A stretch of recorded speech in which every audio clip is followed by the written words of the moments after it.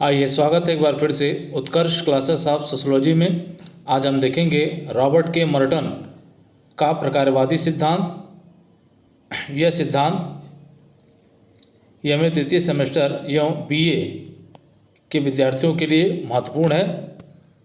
Video अगर पसंद आए तो वीडियो को लाइक करिएगा, शेयर करिएगा और चैनल को सब्सक्राइब ज़रूर कर लीजिएगा ताकि आने वाले वीडियोज़ के नोटिफिकेशंस आपको मिलते रहें। तो आइए शुरुआत करते हैं Utkarsh classes of sociology by Umesh sir. तो जैसा कि आपको बताया गया, आज का जो हमारा टॉपिक है मर्टन का प्रकारवाद, फंक्शनलिज्म ऑफ मर्टन। यहाँ देखें, पार्सन्स के शिष्य एवं अमेरिका के महान प्रकार्यात्मक समाजशास्त्री रॉबर्ट के मर्टन ने अपनी पुस्तक social theory and social structure में प्रकारवाद के संबंध में भी अपना विचार व्यक्त किया है। अब यहाँ पे देखें, मर्टन किसके शिष्य हैं? तो पार्सन्स के शिष्य हैं। कहाँ के समाजशास्त्री हैं? तो अमेरिका के समाजशास्त्री हैं और एक महान प्रकार्यात्मक समाजशास्त्री हैं, प्रकारवादी समाजशास्त्री हैं। इन्होंने अपनी पुस्तक social theory and social structure में जो है प्रकारवाद के संबंध में अपने विचार जो है व्यक्त किए हैं।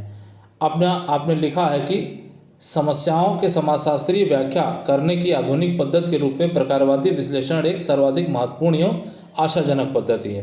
प्रकारवाद के बारे में कहते हैं कि जो भी सामाजिक घटनाएं हमारी या समस्या या जो भी सामाजिक समस्याएं हैं उनका समाजशास्त्रीय व्याख्या करने के लिए एक आधुनिक पद्धति के रूप में प्रकारवादी विश्लेषण जो है सबसे महत्वपूर्ण या सर्वाधिक महत्वपूर्ण या आशाजनक पद्धति है, पर साथ ही संभवतः सबसे कम विधिवत पद्धति है। ये कहते हैं कि भाई सबसे कम विधिवत पद्धति है क्योंकि अभी इसकी पद्धतियाँ बहुत क्लियर नहीं हैं, बहुत स्पष्ट नहीं हैं, जिसका विकास होना अभी बाकी है। तो अभी प्रकारात्मक पद्धति का विकास होना बाकी है। आइए देखें, मर्टन ने अपने प्रकारवादी विश्लेषण की अवधारणा जिनसे ग्रहण की है वह सभी मानवशास्त्री हैं। मर्टन ने अपने प्रकारवाद की जो अवधारणा ग्रहण की है वह सभी विचारक कौन है? मानवशास्त्री हैं। जैसे आप नाम लें, मालिनोव्स्की, रेडक्लिफ ब्राउन, क्लाइड, क्लूकोन आदि, ये सभी मानवशास्त्री हैं और इन्हीं के प्रभाव या इन्हीं से प्रभावित होकर, चाहे हम पार्सन्स की बात करें चाहे मर्टन की बात करें, लोगों ने अपने प्रकारवाद को व्यक्त किया है। मर्टन अपने विचारों को प्रस्तुत करते हुए सर्वप्रथम प्रकार या फंक्शन शब्द के निम्नलिखित 5 विभिन्न अर्थों में अंतर का उल्लेख करते हैं। अब यहाँ देखें, मर्टन अपने प्रकारवाद के विचार को प्रस्तुत करते हुए सबसे पहले क्या करते हैं? तो प्रकार या फंक्शन शब्द के अर्थ को बताने का प्रयास करते हैं और इसके लिए वो 5 अर्थों का उल्लेख करते हैं। आइए देखें वो शब्द कौन कौन से हैं, वो अर्थ कौन कौन से हैं। तो यहाँ देखें, पहला फंक्शन, प्रकार शब्द का प्रयोग सामान्यतः किसी सार्वजनिक उत्सव के लिए किया जाता है। अब यहाँ देखें, प्रकार शब्द का प्रयोग किसके लिए किया जाता है? तो सार्वजनिक उत्सव के लिए किया जाता है। पहला अर्थ जो लगाया गया सार्वजनिक उत्सव के संदर्भ में। दूसरा देखें, फंक्शन या प्रकार शब्द का प्रयोग व्यवसाय के लिए भी किया जाता है। जैसे कहा जाता है कि आपका फंक्शन क्या है। अब यहाँ देखें कि दूसरा अर्थ क्या लगाया जा रहा है? भाई व्यवसाय के लिए लगाया जा रहा है। कोई व्यक्ति जो व्यवसाय करता है उस व्यवसाय को उस व्यक्ति के फंक्शन के रूप में जाना जाता है। अगला देखें, तीसरा, फंक्शन या प्रकार शब्द का प्रयोग सार्वजनिक पद पर आसीन व्यक्ति की भूमिकाओं के रूप में किया जाता है। अब यहाँ देखें कि कोई व्यक्ति किसी सामाजिक पद पर आसीन होता है, उस पद से जुड़ी भूमिकाओं को भी हम क्या कहते हैं? फंक्शन शब्द के नाम से जानते हैं। जैसे उदाहरण ले हम जो है प्राचार्य, तो प्राचार्य एक सामाजिक पद है और उस सामाजिक पद से जुड़ी जितनी भी जिम्मेदारियां उसकी होती हैं उसे हम फंक्शन के नाम से जानते हैं। अगला देखें, गणित में फंक्शन या प्रकार शब्द का प्रयोग एक चर का दूसरे चर से संबंध बताने के अर्थ में किया जाता है। अब गणित में क्या किया जाता है? फंक्शन शब्द का उपयोग किया जाता है, लेकिन यह शब्द 2 चरों के मध्य संबंध बताने के अर्थ में इसको लिया जाता है। अगला देखें, पांचवा, जीव विज्ञान में शरीर के संचालन में उसके अंगों द्वारा किए जाने वाले योगदान को फंक्शन या प्रकार के अर्थ में लिया जाता है। अब जीव विज्ञान में क्या किया जाता है? भाई शरीर के जितने भी अंग हैं उन अंगों द्वारा शरीर को दिए जाने वाले योगदान के रूप में जो है फंक्शन शब्द को लिया जाता है। तो ये 5 अर्थ इन्होंने बताए हैं। एक कहा था सार्वजनिक उत्सव के रूप में, दूसरा व्यवसाय के रूप में, तीसरा भूमिकाओं के रूप में है, किसी सामाजिक पद पर आसीन व्यक्ति की भूमिकाओं के लिए किया गया है, और दूसरा चौथा जो है एक चर का दूसरे चर से संबंध बताने के लिए, और पांचवा जो है शरीर के संचालन में जो अंग हैं, सहयोगी अंग हैं, उनका जो है संपूर्ण शरीर को संचालित करने में क्या भूमिका है या क्या योगदान है, इस अर्थ में भी प्रकार्य को लिया जाता है। आइए देखें, तो मर्टन के प्रकार के दो आधारभूत अर्थों को स्वीकार किया है। मर्टन ने प्रकार के दो आधारभूत अर्थों को स्वीकार किया। पहला एक सावयव व्यवस्था के रूप में प्रकार, और दूसरा एक सावयवी व्यवस्था के अंतर्गत किसी लक्ष्य या उद्देश्य के परिणाम के रूप में प्रकार। इसका मतलब है कि मर्टन ने अपने प्रकारवाद के अर्थ को कहाँ से लिया है, तो जीव विज्ञान से लिया है। कहाँ से लिया है? जीव विज्ञान या प्राणीशास्त्र से लिया है, जिसमें पहला कहते हैं कि पहला एक सावयव व्यवस्था के रूप में प्रकार को एक सावयवी व्यवस्था के रूप में देखते हैं। दूसरा एक सावयवी व्यवस्था के अंतर्गत किसी लक्ष्य या उद्देश्य के परिणाम के रूप में प्रकार। अब यहाँ देखें, मर्टन ने अपनी पुस्तक social theory and social structure में प्रकार को परिभाषित करते हुए लिखा है कि प्रकार वह देखे जा सकने योग्य अर्थात निरीक्षित परिणाम है जो सामाजिक व्यवस्था के अनुकूलन या सामंजस्य को संभव बनाते हैं। और मर्टन ने प्रकार की परिभाषा अपने पुस्तक social theory and social structure में दिया और कहा कि प्रकार वह देखे जा सकने योग्य या प्रकार वह निरीक्षित परिणाम है जो सामाजिक व्यवस्था के अनुकूलन अथवा सामंजस्य को संभव बनाते हैं। इसका मतलब कि इकाइयों द्वारा किया गया वह योगदान जो सामाजिक व्यवस्था के अनुकूलन या सामाजिक व्यवस्था के सामंजस्य को बनाए रखता है या बनाना संभव बनाता है, उसी को हम प्रकार के रूप में जानते हैं। आगे देखिए, मर्टन ने लिखा है कि दूसरे प्रकारवादी विद्वानों की 3 आधारभूत मान्यताएं निम्नलिखित हैं। अब यहाँ देखिए, मर्टन ने क्या किया, अपने से पहले जितने भी प्रकारवादी थे उन सभी प्रकारवादियों का अध्ययन करके ये बताया कि जो दूसरे प्रकारवादी विद्वान हैं उनकी मूल रूप से 3 मान्यताएं हैं। मूल रूप से उनकी कौन सी 3 मान्यताएं हैं देख लेते हैं। तो यहाँ देखें, पहला समस्त सामाजिक इकाइयाँ एक सामाजिक संरचना या व्यवस्था के लिए सकारात्मक प्रकार्यों को करती हैं। ये कहते हैं जितने भी प्रकारवादी हैं, मर्टन ये मानते हैं कि उन प्रकारवादियों का मानना है कि जो समस्त सामाजिक इकाइयाँ हैं, किसी सामाजिक संरचना या व्यवस्था की निर्माण करने वाली जो भी इकाइयाँ हैं, वह सभी इकाइयाँ क्या करती हैं, व्यवस्था के लिए सकारात्मक कार्य करती हैं। दूसरा ये कहते हैं कि यह सामाजिक व्यवस्था की इकाइयाँ संपूर्ण व्यवस्था के लिए प्रकार्य करती हैं। अब ये कहते हैं कि ये जो इकाइयाँ होती हैं वह संपूर्ण व्यवस्था को बनाए रखने के लिए अपना योगदान क्या करती हैं, देती रहती हैं, संपूर्ण व्यवस्था के लिए अपना प्रकार्य करती हैं। अगला देखें, इन प्रकारों के आधार पर ही सामाजिक संरचना या व्यवस्था का अस्तित्व संभव हो पाता है। अब ये कहते हैं कि जो इन इकाइयों के जो प्रकार हैं, उन्हीं प्रकारों के आधार पर ही किसी सामाजिक संरचना या किसी सामाजिक व्यवस्था का अस्तित्व संभव हो पाता है या अस्तित्व बना रह पाता है। अतः इकाइयों का प्रकार सामाजिक संरचना एवं व्यवस्था के अस्तित्व निरंतरता के लिए अनिवार्य है। यहाँ देखें, अपरिहार्यता की बात की जा रही है जो है कि अतः जो भी इकाइयाँ या सामाजिक व्यवस्था का निर्माण करने वाली जो भी इकाइयाँ हैं, उन्हीं के प्रकारों के आधार पर ही किसी व्यवस्था का अस्तित्व जो है वो कायम होगा, कोई व्यवस्था जो है बची रहेगी या व्यवस्था में निरंतरता जो है वो बनी रहेगी। तो ये प्रकारात्मक अनिवार्यता की बात यहाँ पर की जा रही है। अगला देखें, मर्टन ने उपरोक्त मान्यताओं को स्वीकार नहीं किया है। अब मर्टन ने जो उपरोक्त मान्यताएं 3 दी जा रही हैं, उन मान्यताओं को इन्होंने स्वीकार नहीं किया और कहा, मर्टन का मानना है कि प्रकारवादियों का यह दृष्टिकोण गलत है कि समस्त सामाजिक इकाइयाँ केवल प्रकार ही करती हैं। अब ये कहते हैं कि उपरोक्त मान्यताओं को अस्वीकार कर देते हैं, स्वीकार नहीं करते और कहते हैं कि जो प्रकारवादियों का मानना है कि भाई समस्त सामाजिक इकाइयाँ केवल प्रकार ही करती हैं, ये गलत है और इस रूप में यह सामाजिक संरचना या व्यवस्था को बनाए रखने में योगदान करती ही हैं। और ऐसी स्थिति में कि वो केवल प्रकार के द्वारा या प्रकार करके सामाजिक संरचना और व्यवस्था को बनाए रखती हैं, ये गलत है। इसके विपरीत ये भी हो सकता है कि कुछ इकाइयाँ प्रकार के स्थान पर कार्य करती हों और इस प्रकार वह सामाजिक संरचना या व्यवस्था को बनाए रखने में नहीं बल्कि विघटित करने की दिशा में कार्य करती हों। अब ये कहते हैं कि इसके विपरीत ये भी हो सकता है कि कुछ इकाइयाँ जो है प्रकार के स्थान पर कार्य करती हों और इस रूप में वह सामाजिक व्यवस्था के अनुकूलन या सामंजस्य में योगदान न करके वो क्या करें कि समाज के अनुकूलन और सामंजस्य में विघटन उत्पन्न करने का काम करें। चलिए आगे देखें, तो मर्टन के अनुसार सामाजिक स्थिति यह है कि कुछ सामाजिक इकाइयों के कार्य यदि प्रकार्यात्मक हैं तो कुछ सामाजिक इकाइयों के कार्य अंशतः प्रकार्यात्मक हैं, तो कुछ इकाइयों के कार्य न कार्यात्मक हैं। अतः सभी इकाइयों का कार्य, सामाजिक संरचना व व्यवस्था के अस्तित्व एवं निरंतरता के लिए अनिवार्य नहीं है।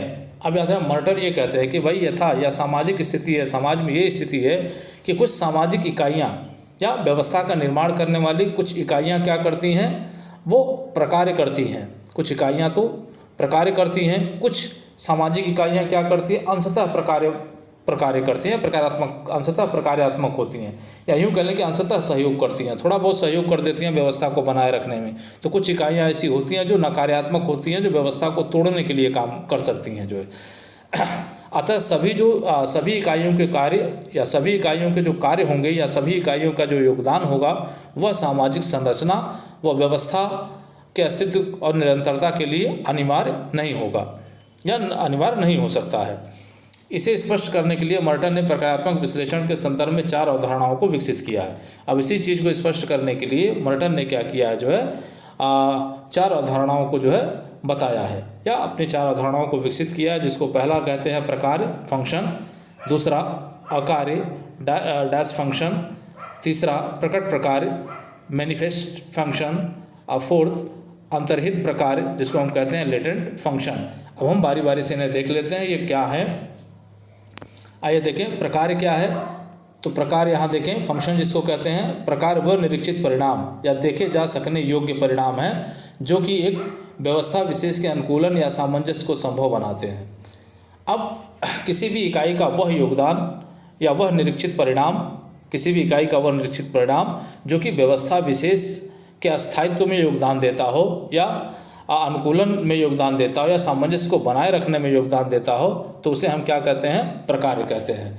मर्टन कहते हैं कि सामाजिक संरचना को बनाए रखना, उसकी यथास्थिति को कायम रखना ही प्रकार्य का काम है। प्रकार्य का जो काम है वो जो सामाजिक संरचना है उस सामाजिक संरचना को उसी रूप में बनाए रखना या यूँ कह लें कि यथास्थिति उसकी कायम रखना ही प्रकार्य का काम है। उदाहरण के लिए यदि सड़क पर सुरक्षा के लिए दोपहिया वाहन चालक को हेलमेट पहनना आवश्यक है तो चालक का हेलमेट पहनना एक प्रकार्य है। अब एक उदाहरण दिया जा रहा है कि भाई यदि सड़क पर चलते वक्त दोपहिया वाहन या मोटरसाइकिल चालक को जो हेलमेट पहनना अनिवार्य है, तो यदि चालक द्वारा हेलमेट पहना जाता है तो ये इसका प्रकार है, क्योंकि वो व्यवस्था के अनुकूलन या व्यवस्था के सामंजस्य में अपना योगदान जो है वो दे रहा है या व्यवस्था को बनाए रखने में अपना योगदान दे रहा है। अगला देखें अकार्य या डैश फंक्शन। यहाँ देखें अकार्य वह निरीक्षित परिणाम है जो किसी व्यवस्था विशेष के अनुकूलन या सामंजस्य को कमज़ोर बनाते हैं। अब ये प्रकार्य का उल्टा है अकार्य। जहाँ प्रकार व्यवस्था के अनुकूलन और सामंजस्य को संभव बनाता है, वहीं अकार्य क्या करता है कि वो अनुकूलन और सामंजस्य को क्या करता है, कमज़ोर करता है या यूँ कह लें कि व्यवस्था को तोड़ने का काम करता है। उदाहरणार्थ उपरोक्त उदाहरण में दोपहिया वाहन चालक का हेलमेट ना पहनना अकार्य है। अब अगर हम देखें कि यदि सड़क सुरक्षा के लिए हेलमेट पहनना अनिवार्य है, अगर वो चालक पहन रहा है तो प्रकार्य है उसका, व्यवस्था में सहयोग कर रहा है। अगर वो हेलमेट पहने बगैर गाड़ी चला रहा है तो निश्चित रूप से वो अकार्य है, क्योंकि वो व्यवस्था के अनुकूलन और सामंजस्य को चुनौती दे रहा है या उसको विघटित कर रहा है, उसको तोड़ रहा है। चलिए अगला देखें हम प्रकट प्रकार्य, मैनिफेस्ट फंक्शन।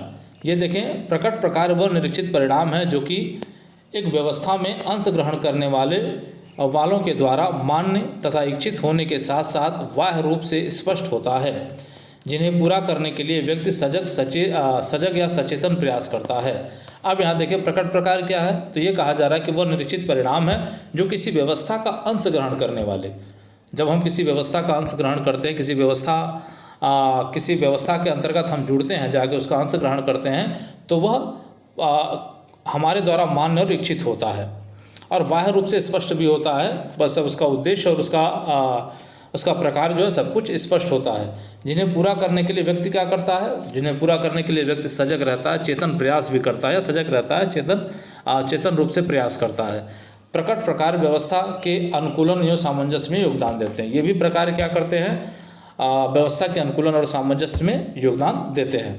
उदाहरणार्थ एक संस्कृत पाठशाला में जहाँ शिक्षकों का पहनावा धोती कुर्ता है, वहाँ अंग्रेजी के शिक्षक का धोती कुर्ता पहनना प्रकट प्रकार है।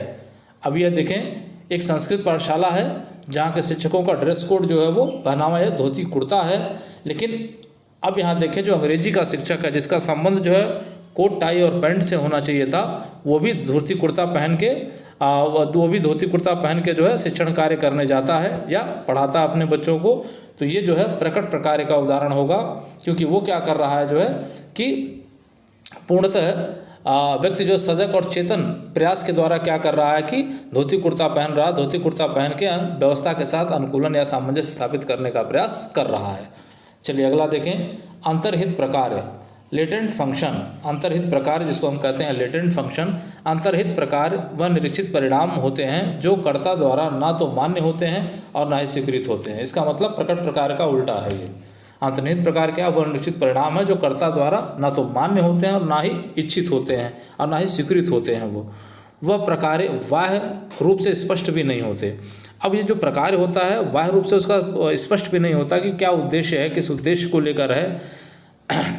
अतः इसके परिणाम के बारे में गद्वित करने वाले को कोई ज्ञान नहीं होता। अब इसके प्रकार में जो गद्वित करता होता है उसे भी ये पता नहीं होता कि इस प्रकार का क्या परिणाम निकल कर आना है। वह चाहता कुछ और है और हो कुछ और जाता है। अब यहाँ देखें कि वो क्या करता है कि करना कुछ और चाहता है, सोचता कुछ और है, लेकिन हो कुछ और जाता है। इस प्रकार के प्रकार सामाजिक संरचना या व्यवस्था के अनुकूल भी हो सकते हैं और प्रतिकूल भी। अब इस प्रकार के प्रकारों का प्रभाव जो है नकारात्मक और सकारात्मक दोनों हो सकता है।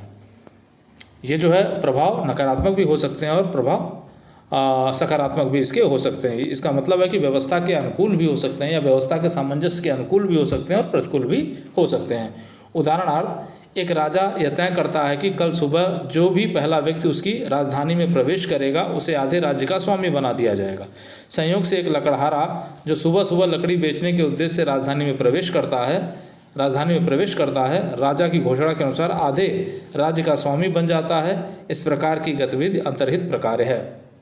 अभी अंतर्हित प्रकार का उदाहरण दिया जा रहा है कि भाई एक लकड़हारा क्या करता है, लकड़ी काटकर सुबह सुबह जो है लकड़ी बेचने जो है राजधानी में पहुंचता है, लेकिन राजा की घोषणा के अनुसार राजा घोषणा करता है कि भाई जो भी पहला व्यक्ति कल आएगा सुबह उसे हम राजा बना देंगे।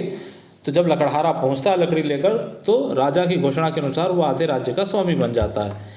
इस प्रकार की जो गतिविधि होती है वो अंतर्हित प्रकार के अंतर्गत आती हैं। ये जो है सकारात्मक है, व्यक्ति के लिए सकारात्मक था, लेकिन अगर राजा ने कहीं घोषणा कर दिया होता है कि नहीं जो पहला व्यक्ति आएगा उसको सूली पर चढ़ा दिया जाएगा, तो हो सकता है कि लकड़हारे के लिए नकारात्मक प्रभाव होता और उसे सूली पर चढ़ा दिया जाता। चलिए आगे देखें हम। तो संरचनात्मक प्रकारात्मक विश्लेषण हेतु मर्टन का पैराडाइम चलिए देखें क्या है ये। संरचनात्मक प्रकारात्मक विश्लेषण है तो मर्टन ने एक पैराडाइम प्रस्तुत किया है। अब देख लेते हैं उसी को क्या है ये। प्रकारात्मक विश्लेषण करने वाले आधुनिक समाजशास्त्रियों में मर्टन का महत्वपूर्ण योगदान रहा है।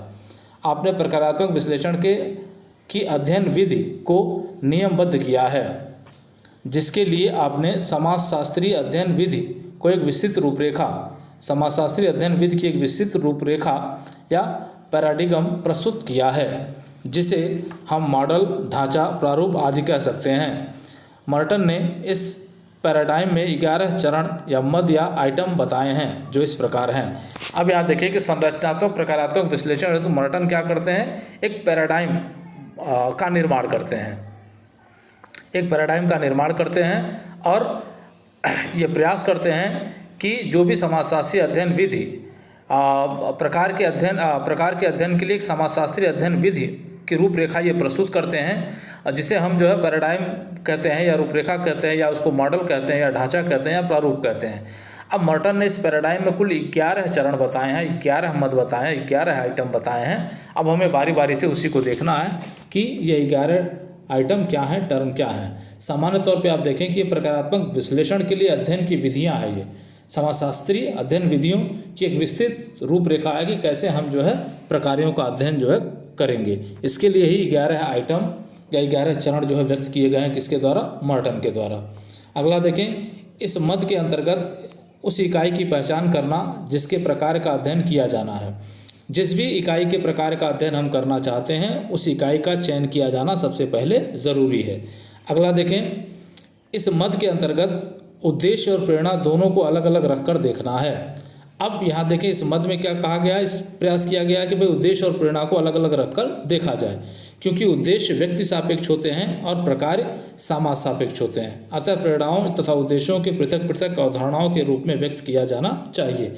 अब यहाँ देखें, जो भी उद्देश्य हैं, प्रकार के जो उद्देश्य हैं और प्रकार की जो प्रेरणाएं हैं, दोनों को अलग अलग रख कर देखना है, क्योंकि उद्देश्य व्यक्ति सापेक्ष होते हैं। व्यक्ति उद्देश्यों को प्राप्त करने के लिए अपने प्रकारों को करता है, लेकिन किस प्रकार के प्रकार को वो करेगा ये कौन तय करता है? तो वो समाज तय करता है।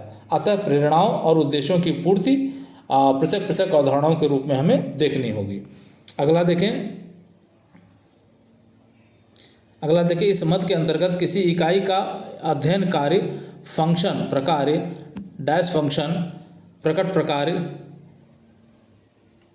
एक बार फिर से सुन लें। इस मत के अंतर्गत किसी इकाई का अध्ययन प्रकार्य फंक्शन अप्रकार्य डैश फंक्शन प्रकट प्रकार मैनिफेस्ट फंक्शन एवं अंतर्हित प्रकार लेटेंट फंक्शन चारों अवधारणाओं के आधार पर करना चाहिए। इसी के अंतर्गत जो है मर्टन ने ये व्यक्त किया था, भाई जो प्रकार का अध्ययन करना है तो प्रकार की जो 3 प्रकार बताए जा रहे हैं उसका अध्ययन करना, ये 4 अवधारणाएं जो मर्टन द्वारा बताई गई हैं उसका भी अध्ययन करना जरूरी है, जिसका पहले ही अध्ययन हमने किया कि भाई प्रकार क्या है, आकार क्या है, प्रकट प्रकार क्या है एवं अंतर्हित प्रकार क्या है। इन चारों अवधारणाओं का भी अध्ययन इन्हीं चारों अवधारणाओं के आधार पर ही अध्ययन किया जाना चाहिए।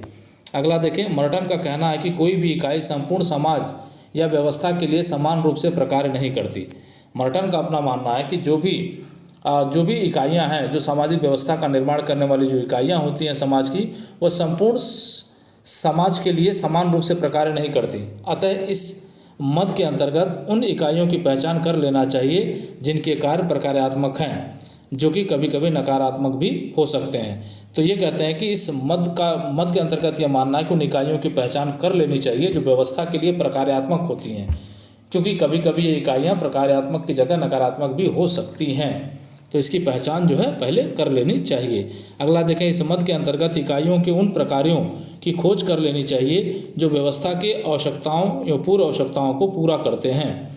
अब ये कहते हैं कि इस मत के अंतर्गत यह आता है 5वें में कि भाई इकाइयों के उन प्रकारों की खोज कर लेनी चाहिए जो भी सामाजिक इकाइयाँ हैं या जो भी व्यवस्था के निर्माण करने वाली इकाइयाँ हैं, उनके उस प्रकार की खोज कर लेनी चाहिए जिसकी वजह से समाज की आवश्यकताओं की पूर्ति होती है, पूर्व आवश्यकताओं या समाज के पूर्व आवश्यकताओं की पूर्ति होती है।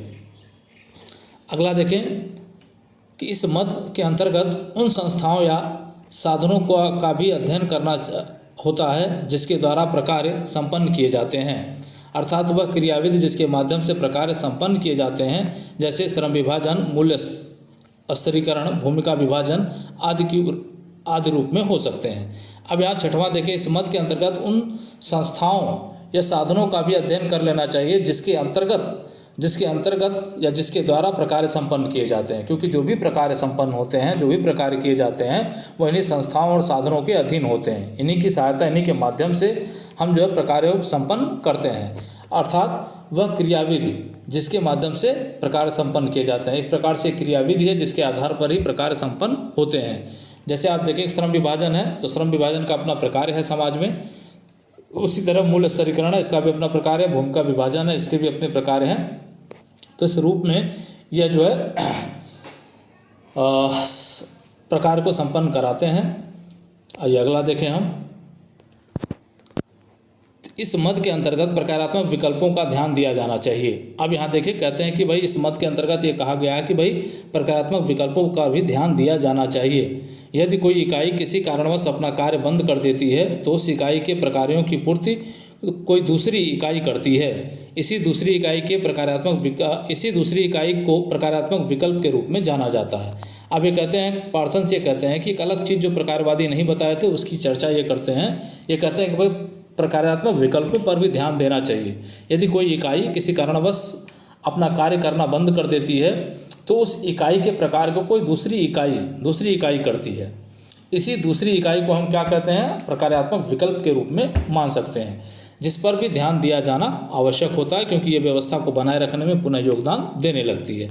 अगला देखें, इस मत के अंतर्गत प्रत्येक समाज में कुछ सामाजिक प्रकारों के लिए विशिष्ट संस्थाएं होती हैं। अब ये कहते हैं कि भाई प्रत्येक जो प्रकार हैं उन सभी प्रकारों को या सामाजिक प्रकारों को पूरा करने के लिए कोई विशिष्ट प्रकार की संस्थाएं बनी होती हैं। किसी एक प्रकार को सब संस्थाएं ना करके कोई एक या दो संस्थाएं करती हैं।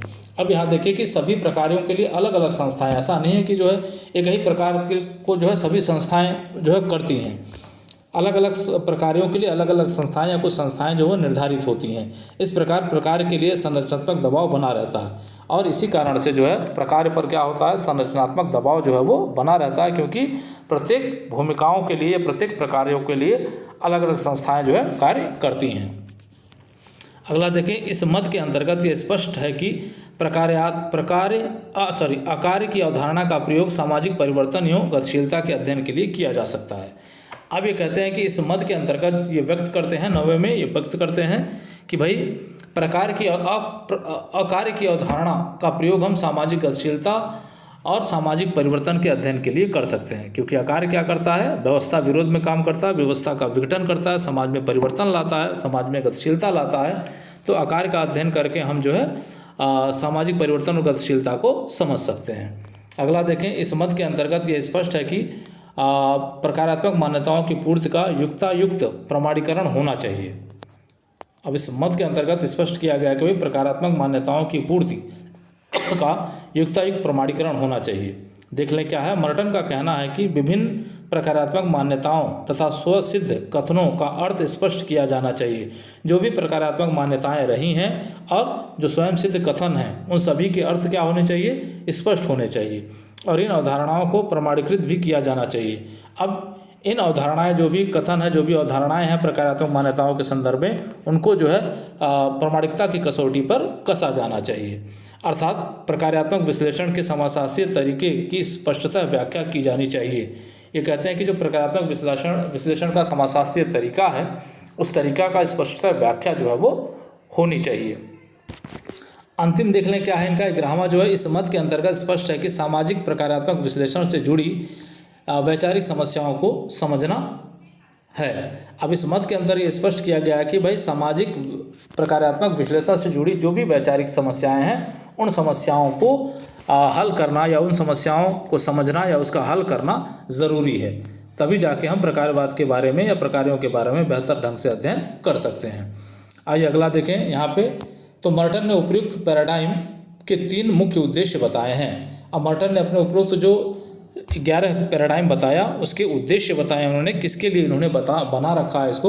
तो ये देखें, यह पैराडाइम अनुसंधानकर्ताओं के लिए संरचनात्मक प्रकारात्मक अध्ययन हेतु मार्गदर्शिका प्रस्तुत करेगा।